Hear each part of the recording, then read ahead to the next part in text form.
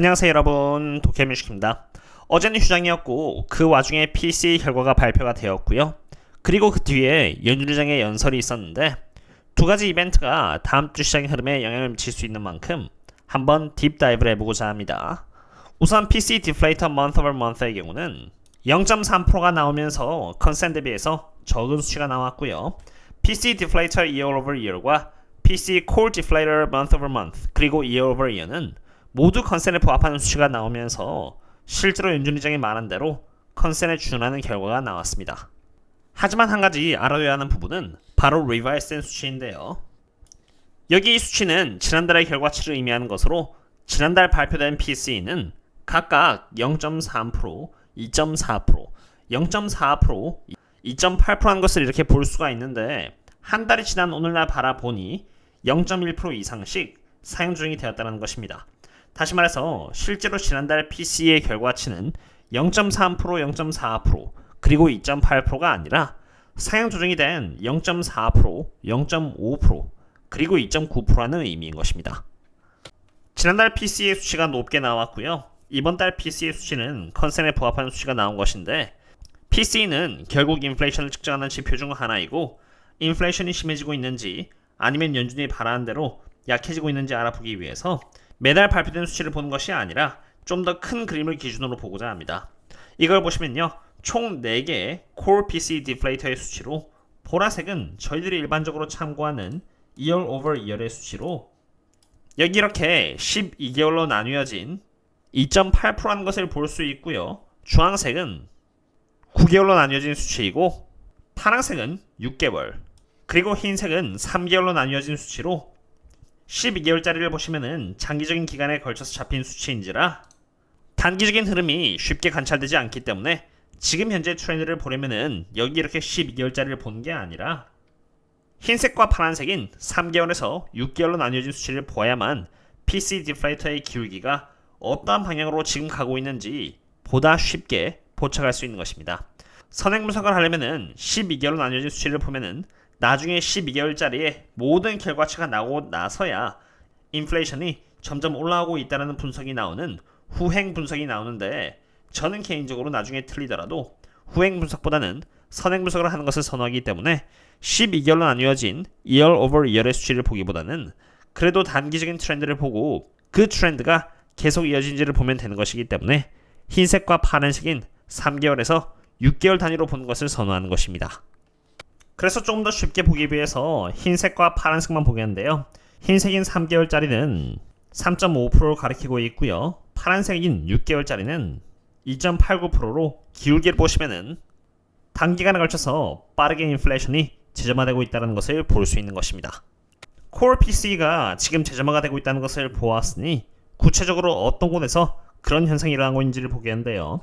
하나하나 제가 다 보았는데 눈에 띄게 늘어난 곳은 바로 여기 굿스로 1월달의 성장률이 마이너스 0.2%였다면 어제 발표된 2월달의 수치는 무려 플러스 0.5%로 높은 상승률이 포착되었다는 것을 볼 수 있습니다. 참고로 10월달부터 이렇게 계속 마이너스 성장률이었다면 처음으로 플러스로 상승을 한 것입니다. 그럼 굿스에서 왜 이렇게 높은 상승률이 포착되었는지 보기 위해서 항목들을 한번 펼쳐보았는데 보니까 gasoline and other motor fuel 부분에서 무려 3.7%가 상승한 것이 포착된 것입니다. 23년 10월달부터 성장률을 보시면은 마이너스 4.3%, 마이너스 4%, 마이너스 0.6% 그리고 마이너스 3.3%로 계속 성장률이 하락만 했는데 이번에 처음으로 3.7%의 성장률이 포착이 된 것입니다. 이 대목에서 중요한 것은 그럼 다음은입니다. 오늘날 왜 PC가 반등을 하고 있는지가 파악이 됐다면은 이젠 그러한 상승세가 계속 이어질 가능성이 높은지 선행 분석을 하는 것이기 때문에 제가 이 지표를 갖고 왔는데요. 하얀색은 방금 보여드린 gasoline and other motor fuel의 수치이고 노란색은 그냥 gasoline price index인데 당연히 두 개의 수치는 동일한 상관관계를 하고 있다는 것을 볼 수 있고요. 참고로 노란색인 gasoline price index가 조금 더 선행적으로 움직인다는 것을 볼 수 있습니다.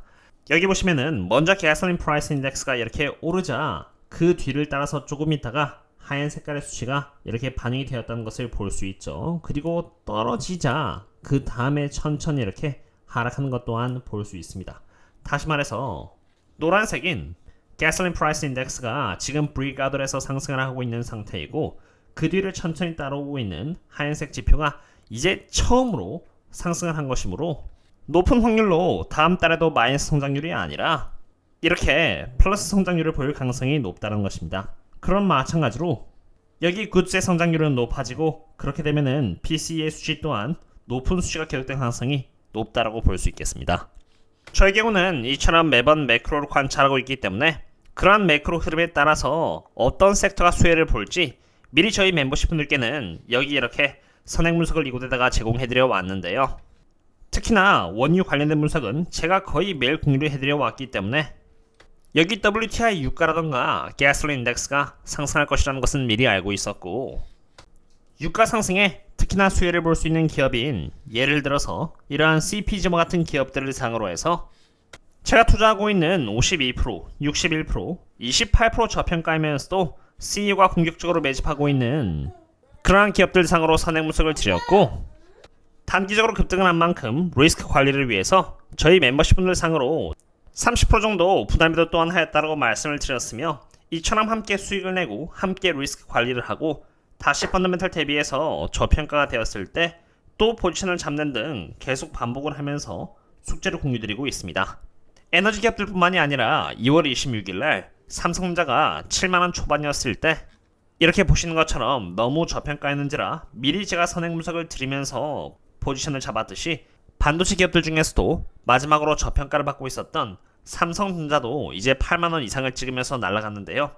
이처럼 저평가인 기업들을 위주로 저희 멤버십 분들께 분석을 드리고 있는 만큼 참고하시면 좋을 것 같습니다. 그럼 다시 매크로로 돌아오겠는데요. 아까 보여드렸던 것처럼 인플레이션은 계속 상승을 이어갈 가능성이 높은 상태입니다. 여기 이 지표는 인플레이션 스왑 커브의 지표로 앞으로의 CPI를 세력들이 어떻게 예측한지를 보여주는 데이터인데 4월달에 발표될 3월달의 CPI로는 지금 3.33%로 최소 3.3%가 될 것으로 예측이 되고 있는 상태입니다. 그리고 5월달에 발표될 여기 4월달의 CPI는 3.2%이고 그 다음 달인 6월달에 발표될 5월달의 CPI는 3.23%로 저도 이렇게 보시는 것처럼 7월까지는 계속 CPI의 3.2% 성장률이 유지될 가능성이 높은 것입니다. 이러한 상태에서 오늘 기준으로 2024년까지 금리 인하 횟수는 이렇게 2.68 횟수가 측정이 되고 있는 상태입니다. 그리고 6월달의 금리 인하의 확률은 66.7%인데요. 여기서 중요한 것은 제가 아까 보여드렸던 것처럼 유가가 오르고 가솔린의 가격이 오름에 따라서 PCE와 CPI가 오르는 모양새를 그리게 될수록 여기 있는 확률들은 계속 하향 조정이 될 가능성이 높다는 것입니다. 많은 투자들이 과거를 잊고는 하는데 분명 23년 12월달 연준 의장의 금리 인하 발언과 함께 많은 투자들은 24년 안에 금리를 여기 적혀있는 것처럼 무려 7번에 걸쳐서 인하할 것이라고 바라보았습니다. 지금은 어느새 그 횟수가 쉬지 않고 줄어들면서 어느새 이렇게 2.68회까지 떨어졌는데요. 이제 6월 이전까지 4월 그리고 5월이라는 기간에 걸쳐서 인플레이션 관련 데이터가 어떻게 나오냐에 따라서 3회로 예측되었던 금리 인하 횟수가 2회까지 떨어져도 전혀 이상하지 않은 범위에 접어들게 된 것입니다. 더 자세한 매크로 분석은 텔레그램과 네이버 프리미엄 컨텐츠 남기도록 하겠고요. 그럼 이제 테슬라를 보도록 하겠습니다. 테슬라의 경우는 지금 175달러에 위치하고 있는 상태인데요. 며칠 전에 180달러 위로 올라간 하더니 결국 180달러 넘지 못하고 다시 내려오게 되었습니다. 그리고 옵션 관점에서 바라봤을 때 172달러에 집중적으로 이렇게 풋옵션이 잡혀있는 상태로 172달러가 강력한 지지선이 될 것이라고 판단이 되는데요. 이러한 상태에서 만약 172달러가 무너지게 된다면 더 하락할 수 있으므로 테슬라가 옵션 만기인 4월 5일까지 172달러가 지켜지는지 못하는지를 봐야 할 것입니다. 주가 상태와 옵션은 아슬아슬한 상태에서 테슬라가 주력으로 활동하고 있는 중국 시장 또한 만만치가 않습니다. 샤오미는 자사의 4도어 스포츠 세단의 표준 보급형 버전을 3만 달러 정도에 판매하게 되었는데 동급의 테슬라 차량보다도 훨씬 저렴한 자동차로 치킨 게임은 계속 진행이 되고 있는 상태인 것입니다. 샤오미는 이러한 자동차를 출시하자마자 30분 만에 5만 대 주문을 받았다고 밝혔는데 이러한 행보는 테슬라에게 도움이 되지 않는 소식인 것입니다. 저는 정말 오랜 기간에 걸쳐서 테슬라가 고평가이므로 조심을 해야 한다고 말씀을 드려 왔는데요. 지금도 여전히 조심해야 하는 상태입니다. 테슬라의 프라이스 OCF 멀티플은 지금 43.43배인 상태로 연 평균 성장률인 25% 대비해서 여전히 멀티플이 높은 상태입니다. 그러므로 테슬라를 대상으로 투자할 때는 리스크를 가늠해서 분할 매수를 잡아나가야 하는 것이지 43배 되는 가격에 테슬라를 대상으로 몰빵을 때려버리면 저평가가 아니기 때문에 저평가 혹은 적정 주가로 내려갈수록 대응을 할 수가 없기 때문에 해당 기업이 고평가라면 그것에 맞춰서 보수적으로 천천히 잡아나가야 하는 것입니다. 고평가인 경우는 수량을 보수적으로 잡아나가면서 분할 매수를 해야 하지만 저평가인 기업의 경우는 꼭 그럴 필요는 없습니다. 저의 경우는 저평가 섹터인 에너지 섹터를 상으로 해서 집중 투자를 하고 있는데요. 이미 한 차례 급등을 했기 때문에 단기적인 조정에 대비하기 위해서 저는 30% 정도는 덜어냈지만 여전히 70% 정도의 비중이 에너지에 투자가 되고 있는 상태로 장기적인 전망을 매우 좋게 보고 있습니다. 보시면은 에너지 섹터는 이렇게 12.26배의 PE 멀티플을 받고 있는데요. 이미 한 차례 올랐음에도 불구하고 다른 섹터에 대비해서 제일 저평가라는 것을 볼 수 있는 것입니다. 그리고 많은 분들이 오해를 하시는데 에너지 섹터는 맨날 저평가가 아닙니다. 여기 보시면 이렇게 2021년 때만 해도 에너지 섹터의 PE 멀티플은 한때 무려 70배까지 올라갔습니다. 3년이 지난 지금 다시 에너지 섹터는 12배인 저평가이고 천천히 이렇게 상승을 이어나가고 있는 상태인데 개인적으로 굉장히 매력적이라고 보고 있고 그 흐름은 저희 멤버십 분들께 제가 매일 숙제를 공유드리고 있는 상태가 되겠습니다. 저는 최대한 많은 구독자분들을 대상으로 효율적으로 서포트를 해드리기 위해서 이렇게 네이버 카페도 운영하고 있는데요.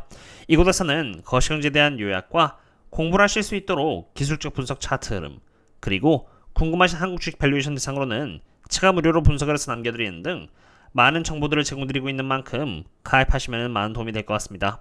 오늘의 분석은 여기까지 되겠고요. 그럼 다음에 또 만나요. See you later.